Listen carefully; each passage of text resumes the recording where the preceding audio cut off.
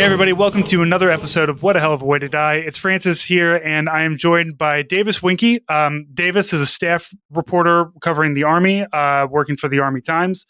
He originally joined Military Times as a reporting intern back in 2020, and is also a military historian. You work in HR for the National Guard currently, but you were originally a historian. I loved Army historians. They were always like the one people who were somehow weirder than the PAO guys. So, so Davis, welcome to the show. Thank you for coming on. I have been following your reporting for a while, and some of the stuff that's been coming out recently has been very, it's been astounding because for a chunk of time, we all had this idea that, like, after Biden won the presidency and then Trump was supposedly gone, that some of the more fucked up things from the Trump administration would kind of disappear. But we're seeing that that's not necessarily the case.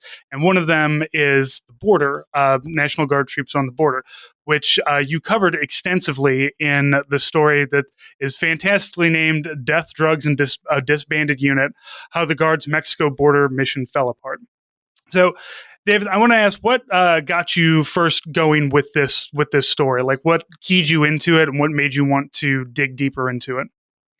Well, so soon after I started with Army Times, I started getting some tips every once in a while about, like, hey, this border mission, this Title 10 border mission, which is a bunch of National Guardsmen under Pentagon control, has got some issues. And it was always like soft tips like, hey, we're not doing a ton out here. There's a bunch of dudes getting in trouble. Folks are just partying all the time.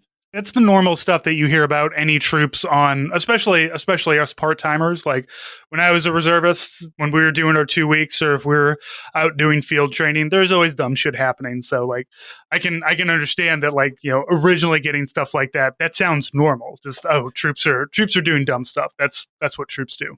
Yeah, it's something that's expected sometimes. Like, when it's annual training time, you expect there to be some kids on their worst behavior, and you're ready to deal with that. But when it's a year-long CONUS deployment where you're stuck in hotels and remote areas, and work isn't exactly much more than watching cameras or looking through binoculars and all that, sometimes they say Joe's going to be Joe, but in this case, I developed some sources over the summer after people started dying. That's when a couple of brave sources stepped up and reached out to me and were like, "Hey, man, somebody's got to look at this hard." And I think it came out pretty well. It did. It is a startling kind of like I always expect, like, a mission like this to be kind of fucked up in some way. I believe back in 2016 or 2017, I interviewed a Air Force enlisted guy who spent some time as a, quote, border guard. And, at that time, he's like, we don't do arrests. We don't do much. We, fly UAVs to, like, look at the area, and then we report it to the Customs Border Patrol. But we don't, there's not a whole lot that they're doing. But he did say, is like, at least, there is a mission that we have. There are things that we're doing. But this really makes it out to seem like there's nothing for these guys to do except for to be there and, I don't know, get abused. Like, it sounds like the Border Patrol guys don't, like, really give a shit about the National Guard down there, and possibly treat them like shit. And and even the National Guard themselves have this feeling of, like, there's absolutely no reason for us to be here. Like, you have quotes from staff officers in here, which, like, I expect Joe to bitch and moan. I expect, your E4s and E5s to be like, oh, this fucking sucks. We're down here. We're not doing anything, whatever. But, like, when a staff officer, if a major is telling me this is fucked and we have no reason to do this, that's going to make me kind of set up and be like, okay, there's obviously some problems here, because, like, by the time you reach 04 and above, you're kind of ingrained enough that your thinking is either along with the mission or at least let's keep our heads up and move forward and do what we need to do, and we'll all get out of this on the other end. But it seems like even that is something that can't that some officers are like, no, it's just too much. There's not anything that's really useful for us down here. Oh yeah, man! When a field grade blacks back in from the Kool Aid, that's when you know. Yeah, that when a major is complaining, because a major has nothing to complain about. It is one of the most cush officer positions that one can be in, and when a major is coming out and saying this is fucked, then you know it really is fucked. So let's go over some of the things that actually are kind of fucked here. Now you've already mentioned deaths. So where are the deaths coming in? So the misconduct some big picture stuff. This was an investigation that covered a brigade level task force called Task Force Phoenix, which was made up of a bunch of disparate guard units from different states, different places. I think it was 34 different UICs that came together to build this task force. And they were strung all along the U.S.-Mexico border from October 2020 to about late October of this year was when the last troops from Task Force Phoenix finished their time and went home. But the issues with misconduct and the deaths were way worse in South Texas, where there was a single understrength battalion command team trying to exercise command and control over nearly 2 battalions worth of soldiers.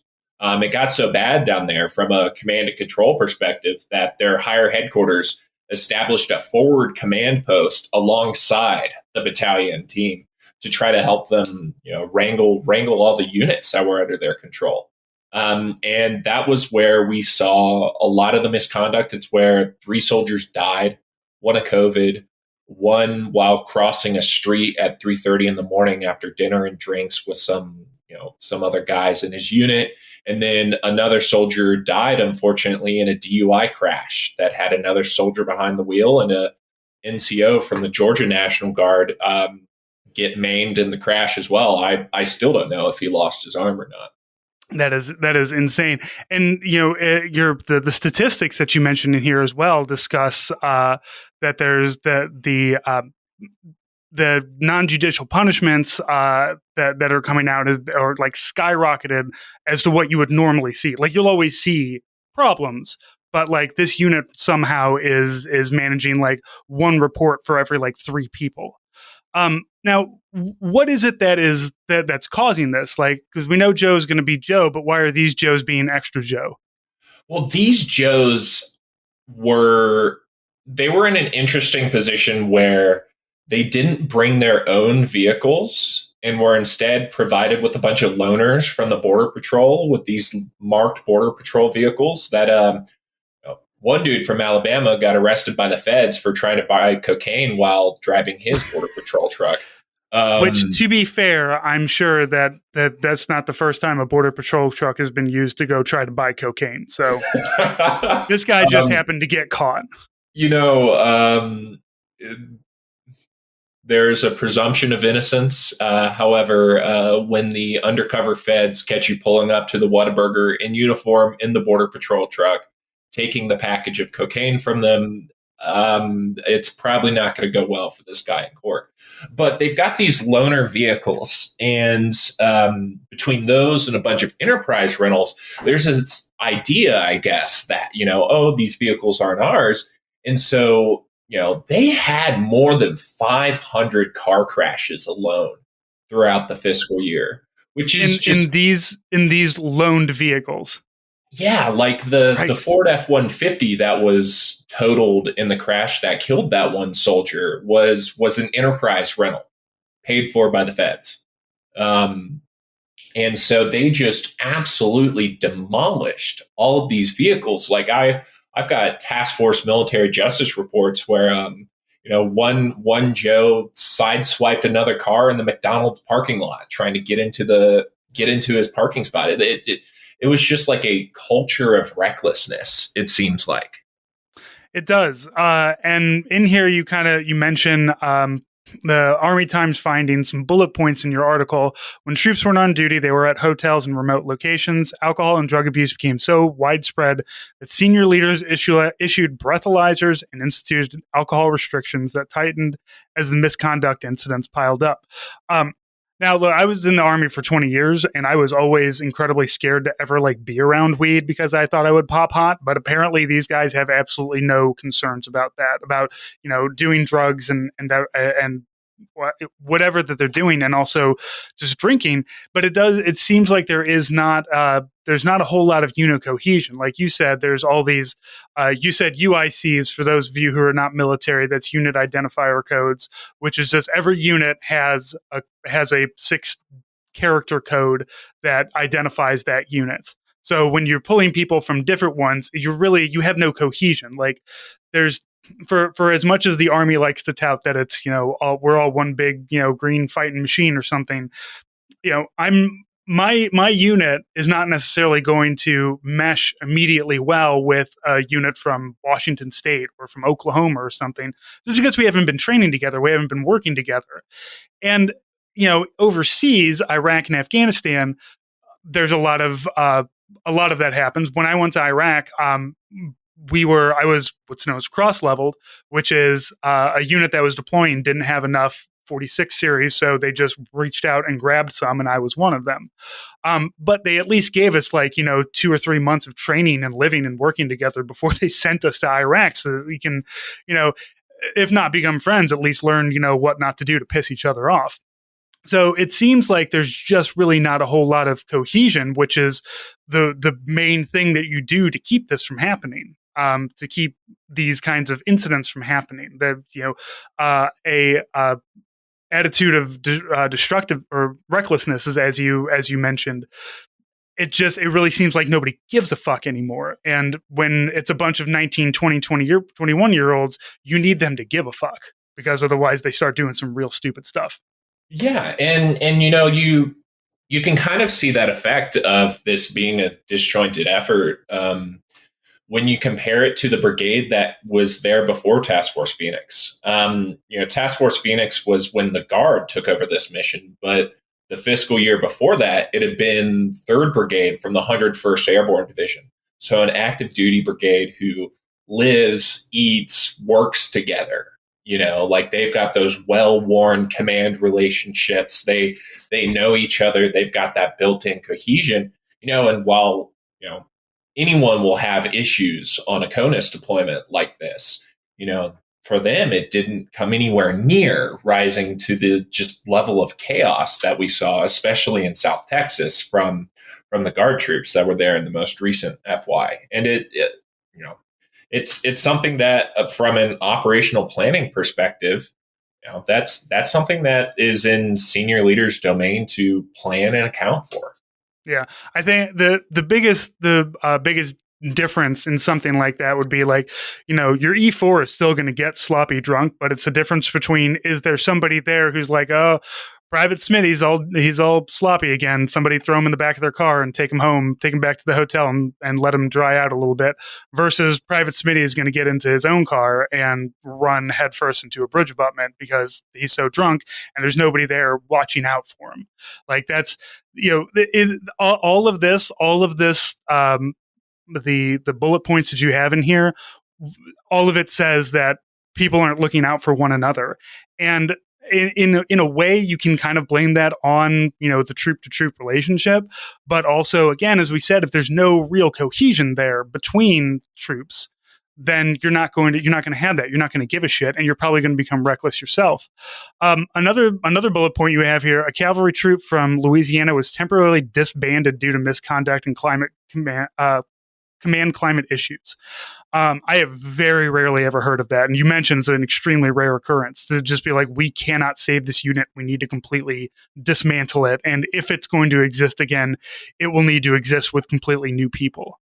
I believe Germany disbanded their special forces over some nonsense like that. But they had to do it over issues with white supremacy and extremism. Right. And, Australia right now is deciding whether to disband a subset of its SAS due to the war crimes they did in Afghanistan. So, but this unit from Louisiana is going to be reconstituted at home station.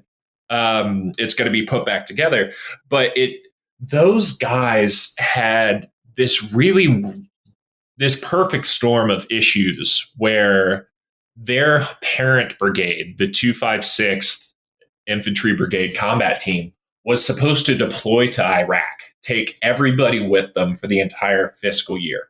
And then at the last second before they deployed, they got told by CENTCOM, like, hey, we actually don't need as many of you. And then at the same time, the state also gets this request from the Pentagon, like, yo, you owe us 2 companies worth of soldiers to go to the border. And so what they did was they took the soldiers who weren't selected to go to Iraq and just used them to fill up these 2 companies with just a bunch of random guys from across Louisiana. And I talked to some who are even from other states who had volunteered to go to Iraq and then ended up getting sent to the border. So if you think about the overall structure of the mission being disjointed with all these different units, you've got this microcosm of that within these 2 companies from Louisiana, to where all the good NCOs are in Iraq. There's a shortage of NCOs even in the units or even among the ones who got chose to go to the border, and they just utterly fall apart as a result. One of the soldiers who died was from the soldier who died from COVID. COVID was one of these Louisiana soldiers, and it just got really ugly really quickly for them, and they were ultimately sent back home early from the border mission, even though the state public affairs officer insisted to me that was just to align them with their parent units redeployment from Iraq. Yeah. Oh, for sure. So we have a couple of comments that came from representatives as well regarding this. So two members of Congress, Rep. Clyde from Georgia, we must ensure folks on the front lines of the crisis have the equipment, resources, and support that they need to properly secure our southern border. Anything less is reprehensible. Now, there are also discussions in here where some of the sources that you talk to say it makes no sense for us to be here when you can just fund the Border Patrol itself. So, like this quote from Representative Clyde really kind of rings as though like he doesn't really understand exactly what the problem is, because equipment, resources, and support are things that you should be giving to the people that's their job. And I'm not here to say how great the CBP is about anything, but obviously it seems like these guys are being sent down with no real mission statement. It's just kind of go down there and stare off into the distance, and if something happens, call somebody. Like what's the day-to-day operations looking like for these guys who are down there on the border? I mean, the vast majority of the soldiers are manning these lookout posts. Some of them also would rotate in and look at camera banks. So like monitors, surveillance cameras that don't require them to be sitting out there in a truck. And sometimes they would get pulled to do logistics support for Border Patrol, to include vehicle maintenance, though vehicle maintenance for the Border Patrol, in at least one case, according to a source of mine, meant shoveling their horse manure. Ooh. Okay. See, and this is another thing that really kind of struck me. Is it sounds, you don't say it outright, but it really sounds like the Border Patrol does not like the National Guard there and treats them like absolute shit, which as somebody who constantly throughout my career had to say, no, I actually am a soldier, I promise you, even though I'm just a weekend guy, I do go do the Army stuff. If I got sent somewhere and somebody who is not my direct commander is telling me to shovel shit. And to be fair, I've been around long enough that I have enough rank and intelligence to tell somebody to go fuck themselves because they're not in my command structure. But it really seems like nobody is telling these guys to go fuck themselves. Like there should be a set defined mission for going forward, and they don't have that, and now they're just getting abused by the border patrol guys. Well, yeah, and that's something where also the mission as it was handed to Task Force Phoenix, the guard people, differs from what the active duty guys had under the Trump administration. The active duty guys were told to, among other things, like, hey, go set up concertina wire barriers at different points along the border. They were at least getting told to go do military things at places where like they were the best tool for the job. But overwhelmingly for these guard guys, the only purpose for them being there was so that Border Patrol could not have Border Patrol agents doing those things and free them up to go do stuff elsewhere. Yeah, So they when contract. That's basically contracting them out. Like that's what you get KBR for, to do the maintenance on your vehicle and shovel the horse manure.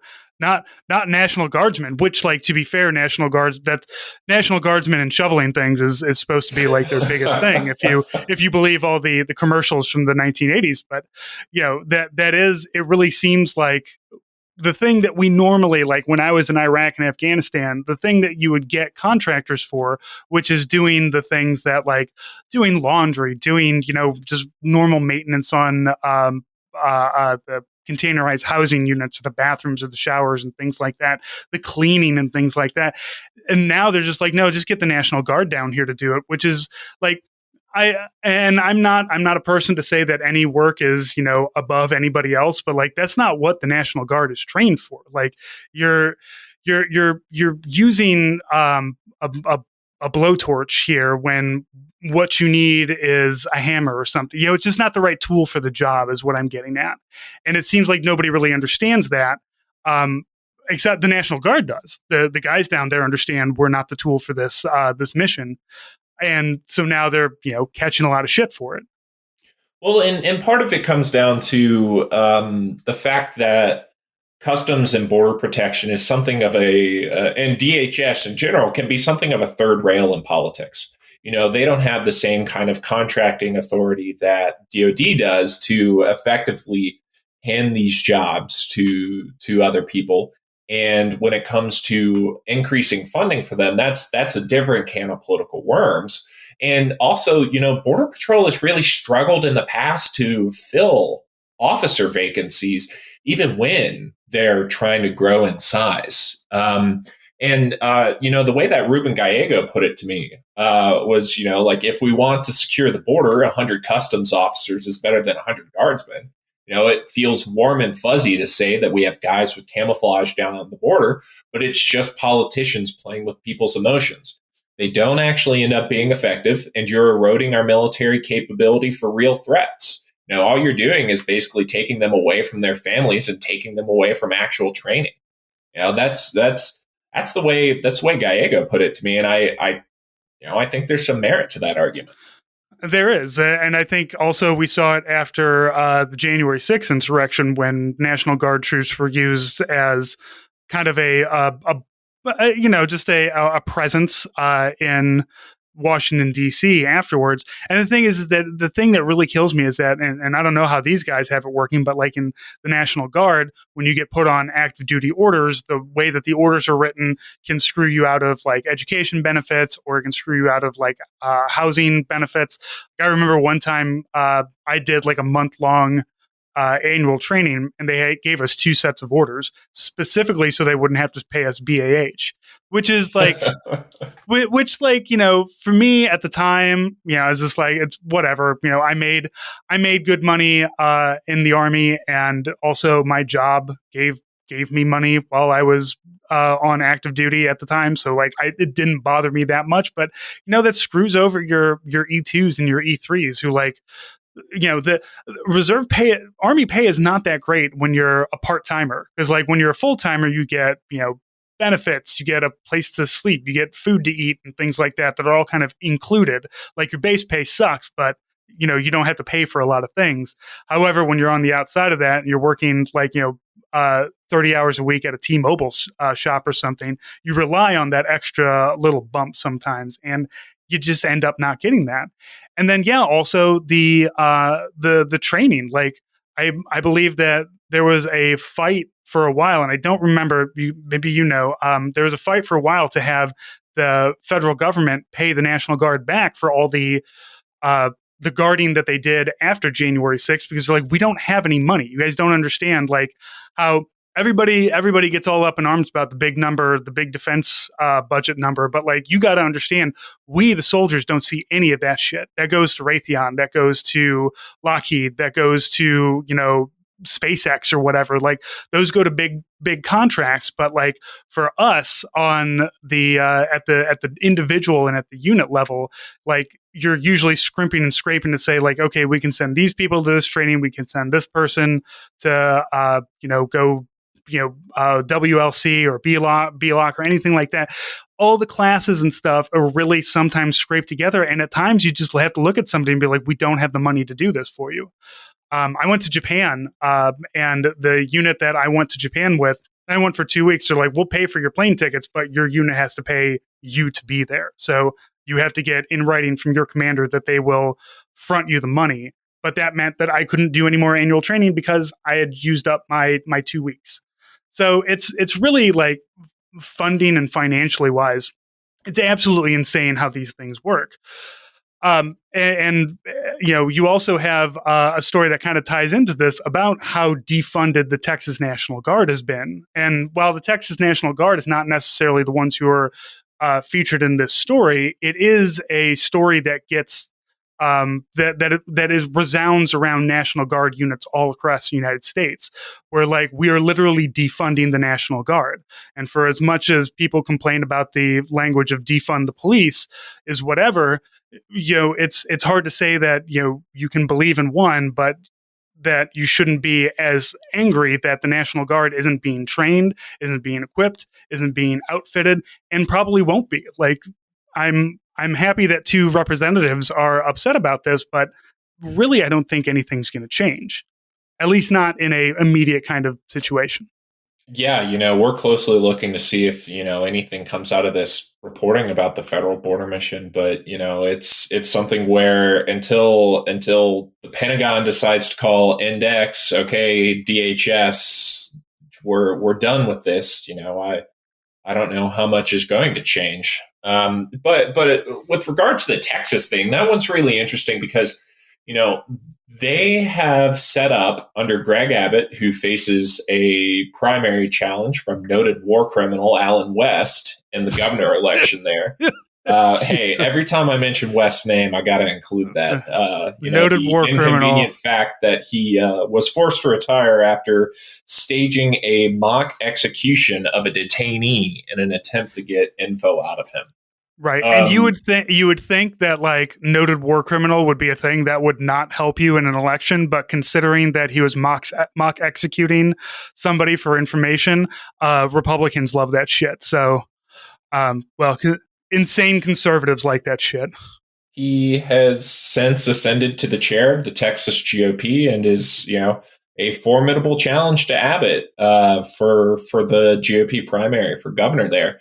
But kind of amid this, Abbott has started his own parallel border mission, which is distinct from the one that my big investigation was on. They call it Operation Lone Star out there, and it's a bunch of troops in a state active duty status. Basically watching the border, building barriers. They reportedly have arrest power, which is allowed because they're in a state status. But, everything I'm seeing so far shows that they're not being fully utilized. With all that in the background, they had to find money somewhere to satisfy the state legislature saying to cut a benefit. And so they slashed their state tuition assistance program by more than half, which is a lot because when somebody joins the National Guard, they have this dual status as part of their state militia and as part of like a, being a reservist in the US Army. And part of that deal is you can get called up for state missions under state control. Usually this means like hurricane response and all that good stuff. But in Texas, that has turned into this Operation Lone Star thing.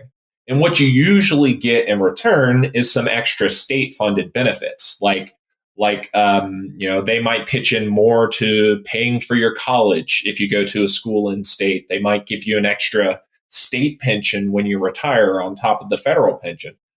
And usually that balance kind of plays out between the two sides of that scale. But Texas has decided to just step on one side of the scale while also like taking away a lot of the state tuition benefits on the other side of it. Yeah. And let's be honest, a big chunk of the reason why people join is because the military offers benefits that no 18-year-old will get anywhere else. At least not for being direct out of high school with no other previous work experience. The military gives you 30 days paid vacation from day one, which is very nice. And yeah, when you start taking that away from people, why are they going to stick around? Like I as somebody who like has the ability to forward think, I sometimes wonder what exactly is going through the minds of leadership when they are actively shooting themselves in the foot when it comes to the people who are supposed to be there to protect them. Like, and notably, Abbott also sent like the goofy state militia to go down and watch the actual army to make sure that Jade Helm wasn't them trying to annex Texas, which like, I'm honestly at this point, like, Texas can just go do its own thing. Like it seems closed off enough. We'll just, sell it back to Mexico or something. It's fine. Like we'll move the border up, and then Texas can be, back into Mexico, and they can do their Tex-Mex and their weird, like, we have our own electrical grid that will collapse on its own during climate change. And we have our own weird state militia that hates the actual army. And even though it's full of retired military people, like I don't understand the brain of Greg Abbott is basically what I'm getting at. There's parts of what you said that I probably shouldn't weigh in on. But that Texas State Guard, so like the state militia that isn't actually part of the army, they're actually sending some of those guys to the border for the Operation Lone Star thing too. So, the joke is that these state militias are a total LARP. Where in some states they're like not even paid, and you just are like a extra contingency force in case like a hurricane gets bad or something like that. Florida just stood theirs back up because their National Guard is one of the smallest in the country relative to population, and they're probably like, we want some more people on the side in case we need to respond to a hurricane. But imagine signing up for like the LARP that is these state militias, and then getting told, all right, pack your bags, you're going to the border for we don't know how long, have fun. Yeah, and you might not be getting paid for it. Like I kind of, Missouri doesn't have a state militia, and I looked it up, and it's possibly because the last time we had a state militia, it was very Confederate. So it feels like Missouri's just like, we're not gonna touch that. But also, like, we don't really, like, our National Guard is robust enough to handle, like, we don't get hurricanes, we get tornadoes and floods, and our National Guard is really good at helping out with that. But also I will say, like, St. Louisans love to fill sandbags. Like as soon as like rivers start to get really tall, there will just be a call out that says, hey, we're going to be dumping a bunch of sand and bags. If people could just bring shovels and come here and fill bags, that would be fantastic. And I really feel like a guard recruiter should just work that sandbag line. Well, here's the thing. They're all like 50 years old. So they'll fit right in. Yeah. Well, and hey, we should. I would be all about a state guard, mostly because I want to join it. And then when they tell me to do stuff, I want to tell them no. Especially when it's something dumb. Like if they're like, we need you to go watch these other soldiers. Like, I'm not doing that. That sounds really stupid. Well, You don't pay me, so I can do this. well, the Missouri National Guard, as robust as it is, it was a headquarters element from Missouri, from the 110th Maneuver Enhancement Brigade that formed the headquarters of Task Force Phoenix. So we do thank the Missouri National Guard for their service at the border. I'm glad that me sitting here thinking that I was going to make fun of Texas a bunch came right back into my face. I appreciate that. I'm glad. Well, I mean, hey, at least the first commander of Task Force Phoenix has since been promoted to 1-star. What is this petard and why is it hoisting me? So you mentioned Title 10, and I wanted to touch on what Title 10 is because you say that the Operation Lone Star, they have state power, but the Task Force Phoenix guys, they don't. They're under this Title 10 thing. So what is that, and what is the distinction, and why is that an important distinction? So the National Guard has a bunch of different duty statuses, which is really a fancy way of saying, hey, these are the legal mechanisms under which we can tell you, pack your shit, it's time to go, Army. And there's three main ones, even though there's subvariants within each. The first is what's called Title 10. Title 10 is the duty status that like the active duty military is under day to day. Title 10 is the duty status that is usually used when, or that is always used when deploying members of the National Guard overseas. Title 10 means they're under the command and control of the Pentagon rather than the governor of their state. And, you know, it's considered the go to war kind of duty status. And Task Force Phoenix, the Guard's task force at the border over the past fiscal year, was in a Title 10 status. They were the remnants of the active duty border mission that was started by Trump with the migrant caravans of 2018. The second duty status you have is what's called Title 32. That's a different situation where it's the state's governors still exercising control over their National Guardsmen, but it's the federal pocketbook. So Title 32 is what's usually used for like your 1 weekend drill a month, your annual training orders, and then also for major disaster response. Like it's got to be a presidentially declared disaster, and FEMA's got to jump through some admin hoops. But basically, Title 32 money has been what's funding the National Guard's COVID response across the country since, I'd say, March of 2020. So Title 32 is also a pretty common duty status that's habitual for the National Guard. And then you've got state active duty. State active duty is basically the National Guard's state militia function. It varies from state to state. There's equivalent duty statuses for Puerto Rico. I'm trying to remember the other territories that have guards. Anyways, and state active duty is really weird in that the level of pay and benefits is not consistent from state to state.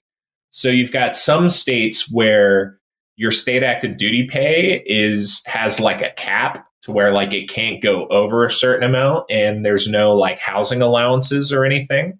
But then on the other hand, you've got some states like Texas where their state active duty pay for the dudes on the border right now is off the charts.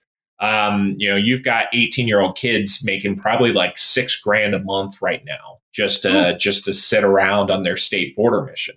But what state active duty means, though, is that this time that they're spending activated, which we still don't know how long it's going to be for this Lone Star stuff, they're not getting GI Bill time.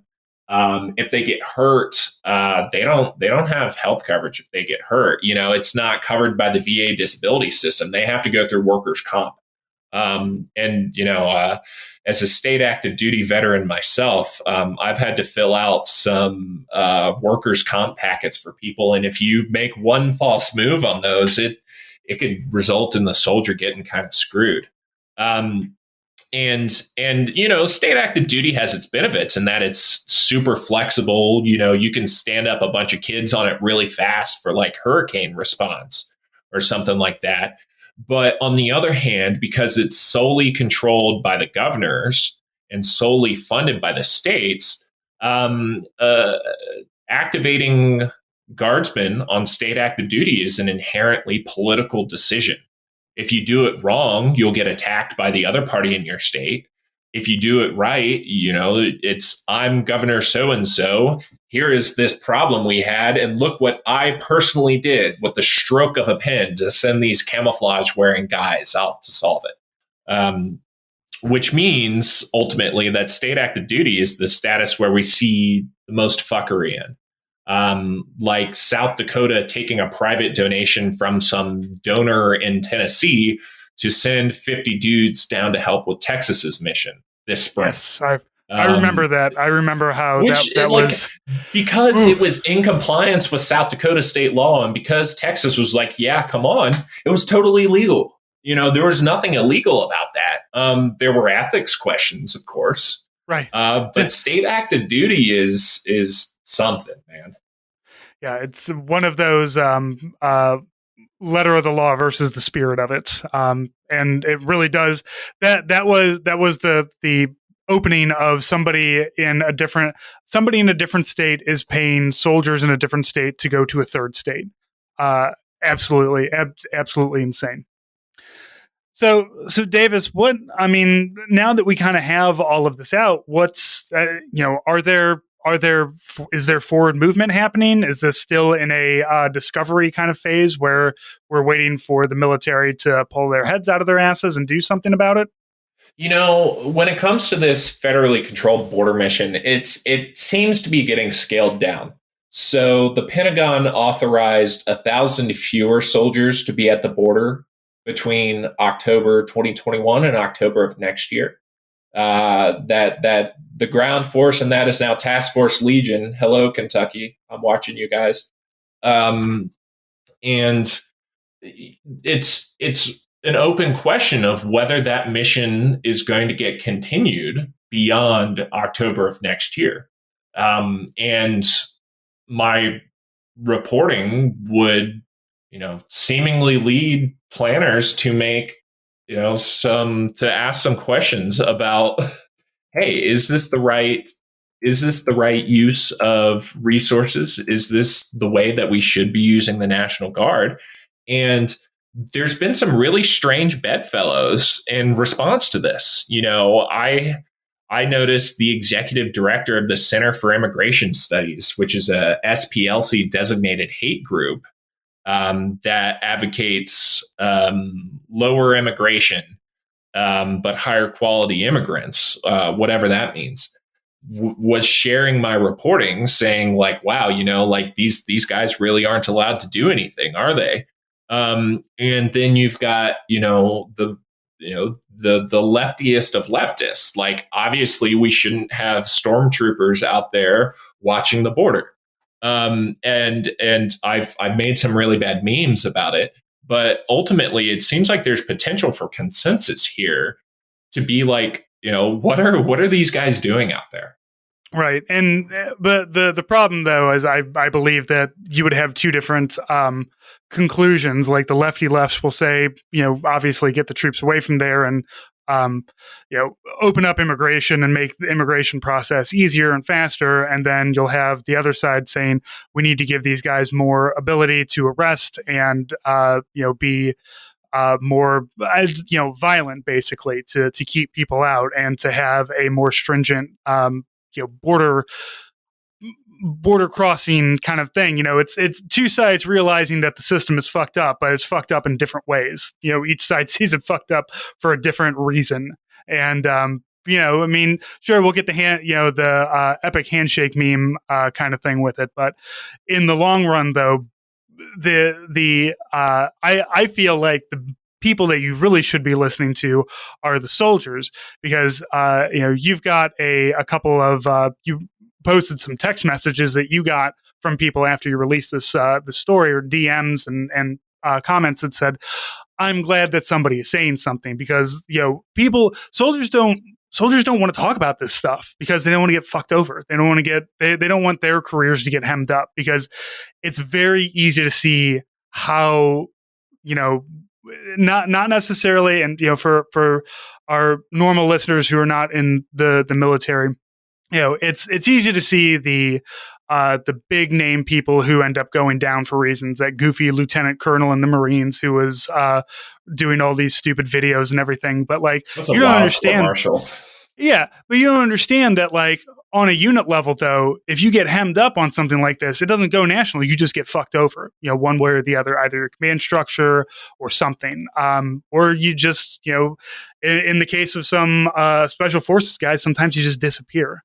Um, and that's not conjecture. We have talked to reporters about stuff like that as well. And I really feel like the best people that you should be talking to are the troops who have to deal with it, or the troops who, like myself and like you, who have been in long enough and who know, like, reading this reporting, it's like, it's disheartening and it's enraging, but it's not necessarily surprising. And Mm-hmm. I think that for me, that's what it comes down to, is that I was going through this article after you sent it to me, and I was just kind of nodding my head saying, yeah, this is exactly what I expect to be happening down there. Because there is not really a cognizant kind of, um, mission statement. And that's where we're ending up having our problems, Well, is yeah, now and because of this. we even that's been acknowledged at top levels too. Like the Government Accountability Office did like a big report on this mission and was like, "Yo, y'all aren't tracking the costs right with this." But then also one of the things they said that, you know, hindsight is 2020. I wish I'd kind of hammered in this story was that the Defense Department and DHS absolutely at the senior levels don't have a shared understanding of how they want this mission to go and how they want it to end. We might have like flashbacks if we say like, what's the exit strategy? Where's the exit strategy? But in this case, it seems like there's been some. They're not on the same page, and you say listen to the troops. Well, here's what one of my sources had to say about it. It's quote, it's much easier to fund 3,500 troops to go do fuck all in the desert than it is to pass immigration reform. Hey, that's also kind of what they did with Afghanistan. I mean, it's a flashback to just when you start something like this, like before you start anything. And I wish that the military would do this, and I wish that senior leaders before, would do these plans. Like, okay, we've decided that we need to start doing something, but before we go into it, we need to decide what the stopping point is, and we need to be able to hit that stopping point, because otherwise you just have Afghanistan. Otherwise you have Vietnam, where there's no necessarily end goal in sight, and nobody really knows what's going around other than like a general muddle that wastes a bunch of time, effort, and lives. I mean, how many of these troops are getting fucked for the rest of their lives because of they're making bad decisions out here because they're not being properly utilized. And now they've got a DWI, or now, like you said, a guy lost his arm in a car accident. Like, it's absolutely insane to me that we allow something like that to happen. But Yeah. as always, the military is a rung on a ladder for a politician, and they don't care about stepping on it to get to where they need to go. It can feel that way sometimes. And one clarification for the sake of the greater truth, I have no idea if that guy's lost his arm or not. So Okay. the incident report that I have from the Army, like the official incident report that got leaked to me, says that he was expected to keep his arm, but a local newspaper in McAllen, Texas, said that he lost his arm. And that was one I decided just to not figure out. Yeah. Either way, that soldier's life is irreparably damaged in one way or another. Yeah. Yeah. So, Davis, is there anything else that you wanted to add on to this conversation? All I gotta say is like this story was only made possible because I had some brave sources in key places who saw what was happening to the soldiers around them and decided to get with me and do something about it.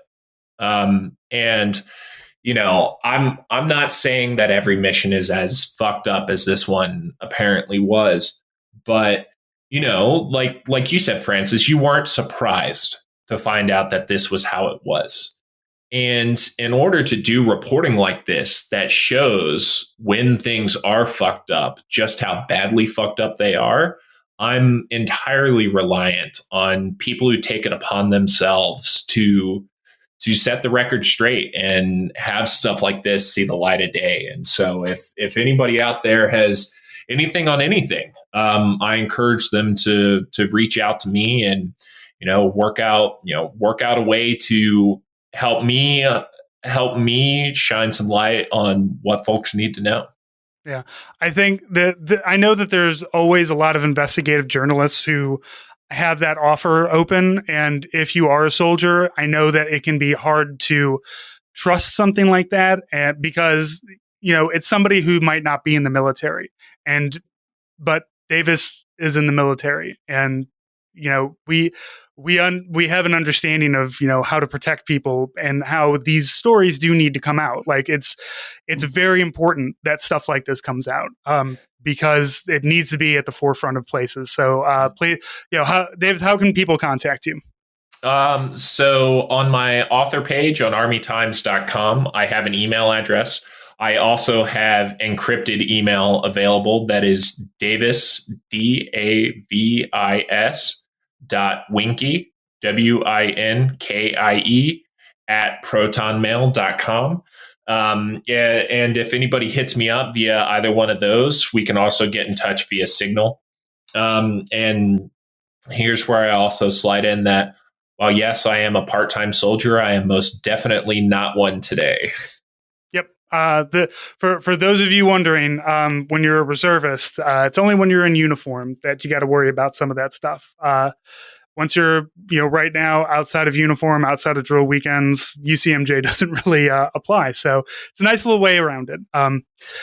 Davis, thank you so much. Thank you for your reporting, and thank you for coming on. I look forward to bringing you on more often in the future, because this is, these are stories that need to be told, not just on the computer, but for people to listen to, and especially have a longer and more in-depth conversation about them. So, thank you so much for coming on. No, thanks for having me. Yeah, we're going to have all of your contact information and the links down in the show notes. For all of you, thank you so much for listening, and we'll talk to you next week.